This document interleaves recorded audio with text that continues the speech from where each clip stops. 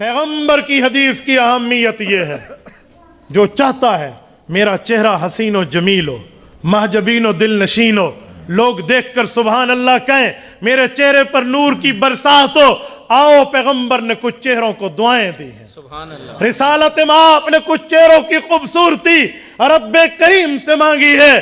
رسول کریم نے رب کریم سے اس چہرے کے لیے خوبصورتی، چاشنی، حسن مانگا ہے، تر و تازگی مانگی ہے، جو پیغمبر کی حدیث کو سنے، یاد کر کے آگے پہنچا دے۔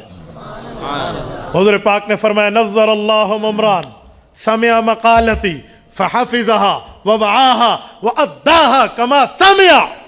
اللہ اس چہرے کو تر و تازہ رکھ، رب کریم اس شخص کو تر و تازہ رکھ، اس کی زندگی پرسکون و پرامن بنا دے۔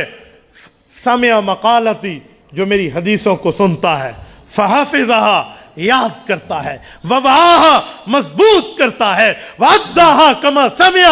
جیسے سنا وہی سے وہی الفاظ آگے پہنچائے دیتا ہے۔ نمبر 10 پر تو اس چہرے کو دعا ہے، محدث کے چہرے کو دیکھتے ہوئے بھی بندے کے دل میں کلمہ اتر آتا ہے، یہ پیغمبر علیہ الصلوۃ والسلام کی حدیث کی برکات ہے۔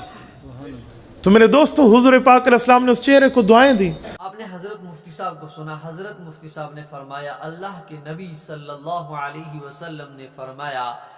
کہ کون سا چہرہ جو ہے جس کو اللہ کے نبی صلی اللہ علیہ وسلم نے دعا دی ہے،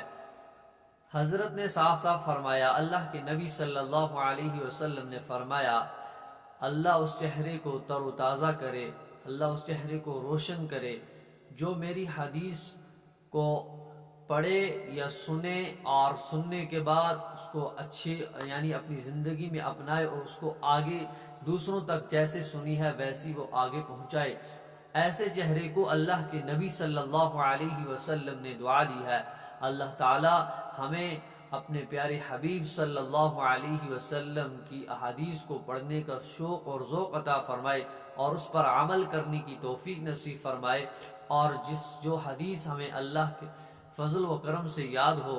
اللہ تعالی ہمیں اسی فضل و کرم کے ساتھ اسی فضل و کرم کے ساتھ ہمیں اس احادیث کو آگے پہنچانے کی توفیق نصیب فرمائے۔ آپ اس ویڈیو کو زیادہ سے زیادہ شیئر کیجئے اور ہمارے اس چینل کو سبسکرائب کیجئے۔ السلام علیکم ورحمۃ اللہ وبرکاتہ۔